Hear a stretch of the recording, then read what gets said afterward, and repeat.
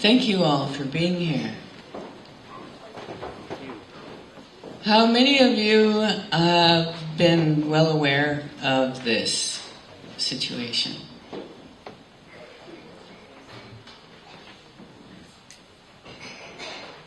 Good.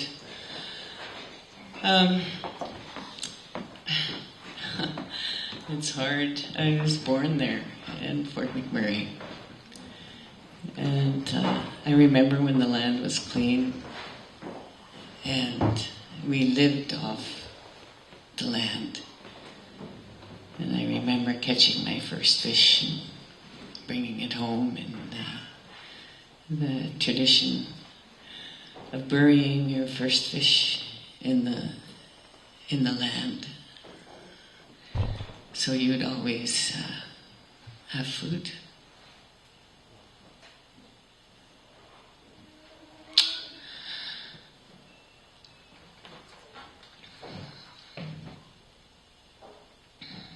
Based on moose. Go picking berries and just camp by the creek. Just go dip water, make your tea, cook your food right there.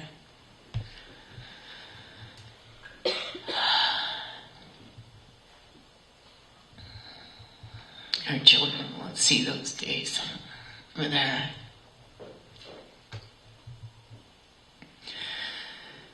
And you people here, you know what that's about. You have the history where you had streetcars, and then oil came in and decided that's not the way, that to make a lot of money you had to have freeways, you had to have, you all know that history. And where I come from, they were surveying that area in the late 1800s. So by the early 1900s, they already knew what was under that land. They already knew what they were going for. And I'm a part of the history of rape.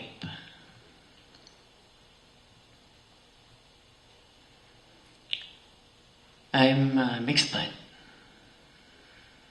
My mother's people are from the land. My father's people came on the ship, came on the boats. They were sick, scurvy. My mother's people doctored them. And we just came through Thanksgiving where my mother's people came with gifts that made a big dinner possible. My mother's people showed my father's people how this land works, how to live off it. Since they got strong enough, they outlawed our traditions and tried to weaken us and debilitate us and kill us in every way possible. Just like what's going on with the land right now. Our language was outlawed. Our relationship with the land was outlawed. Our culture is outlawed. We know that if you don't touch a baby, it will die. And in our traditions that have been outlawed, there are ceremonies where we have relationship with the earth and all the forces that are a part of the earth. You've heard of sacred sites. Those are places on the earth that it's a part of our law that we have to interact with that part of the earth. That's where the voice comes from. Our earth has a voice. And the fact that there are even any native people left on this planet should be a clue that there's a way of survival that does not include money and politics. We've survived by our relationship with natural force. We've always known that the earth is our mother. My father's people just figured that out sometime in the 60s. They forgot. There was a time when we all knew where we came from. We all knew that the earth was alive. And then this brainwashing and the smoke and mirrors thing started to happen. When I was growing up in that area that's now the tar sands, never heard a drum, never knew of any ceremonies. That's how thorough the work was of these people who had come and done their geological surveys and knowing what they wanted to get out of that land. In my language, the word for fire is skuteo. It's made up of two words. One word is sko, which means woman. The other word is mete, which means heart. Fire is woman's heart in my language. Just as a clue as to why our language may have been outlawed. So, the work was thorough. After our ways were outlawed, severing our relationship with our mother, natural force, taking our children away for generations and generations, and teaching them that the ways of their parents are of the devil. And the ways of the land is of the past. It weakens people. And all of us have lost the tradition. I don't care what culture you come from, or what part of the planet you've come from. That's been ripped away from all of us. Because we've all been a part of that original blueprint, that we have a relationship with this wonderful gift of creation. This was given to us to live a good life and live in a good way. And I believe why my mother's people suffer so hard generation after generation, because we are holding that. We keep holding that gift. We still have that gift to bring to the table. Just like we brought food to the table in Thanksgiving, we have this gift to bring to the table. And nobody wants to let us in. And like they were saying, maybe that's the gift of the tar sands. I mean, how desperate does it have to get until we recognize that each of us has a heart and a mind, a soul, a spirit. And that's what creates energy on this planet. It's not money. And so our thoughts and our prayers and our connection with the earth is what can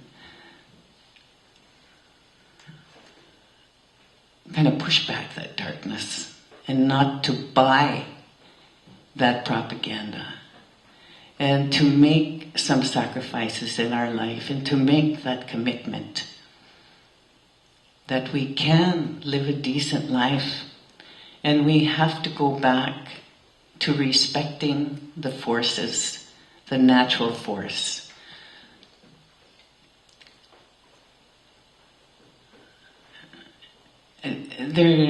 Just last week I was in Washington, D.C., and I was with a group of people, and we were visiting offices.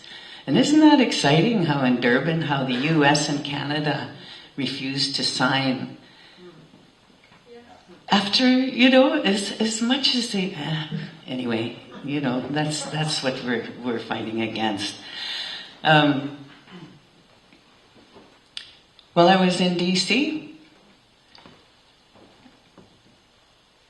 The day before I came, there was hurricane-force winds in downtown Calgary, which is kind of the oil capital city in Alberta.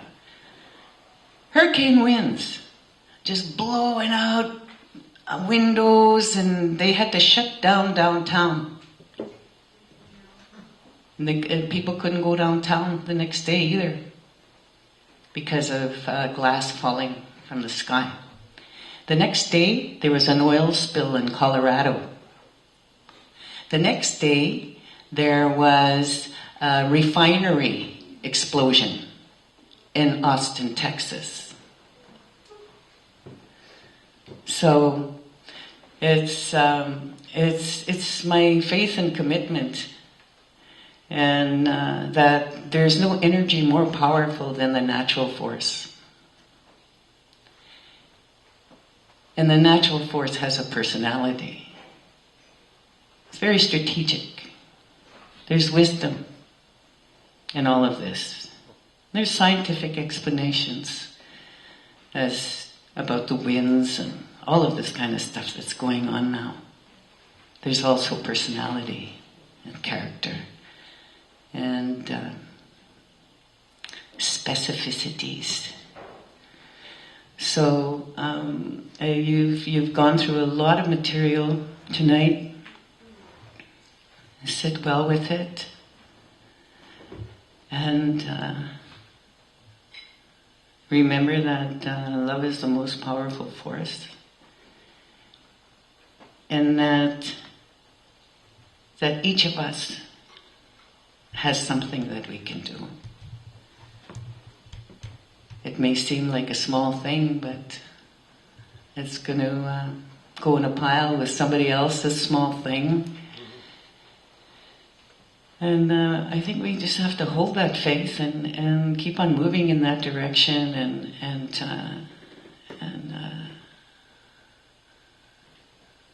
remember, there's been a lot of lies told, a lot of untruths for the purposes of everybody's got their own idea of what survival is. And if the tar sands isn't stopped, we're going to have a whole new set of problems. And water is sacred. And air is sacred. And we all share that. It belongs to all of us. That water gets poisoned up there, it's not going to be safe for anybody. Anywhere. We have to stop that thinking. Go back and pull some of those wonderful ideas that were sabotaged by the oil companies.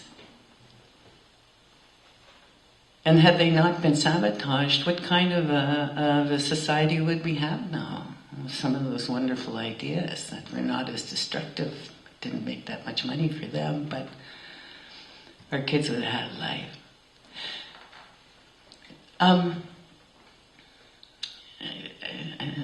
There's too many things, there's a lot of things that we can talk about.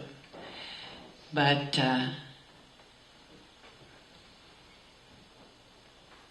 thanks for listening. It's a hard thing to pay attention to. I come from that world where the land was barren because of the preparations that they made by outlawing all our ceremonies and our ways and the medicines that have already been destroyed is a crime in itself. And there are natural laws. Where those buffaloes are peacefully grazing, A lot of medicine went down there. There's medicines up there that can cure those cancers, that can cure AIDS. Every disease that we have on this planet can be cured with the medicines from the earth.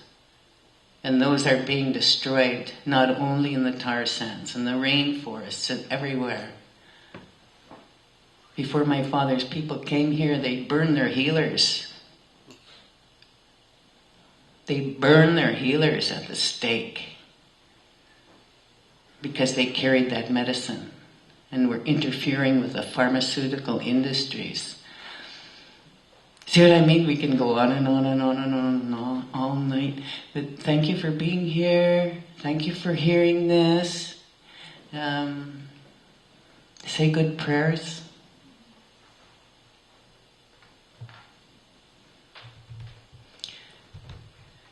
God bless our mother. Thank you.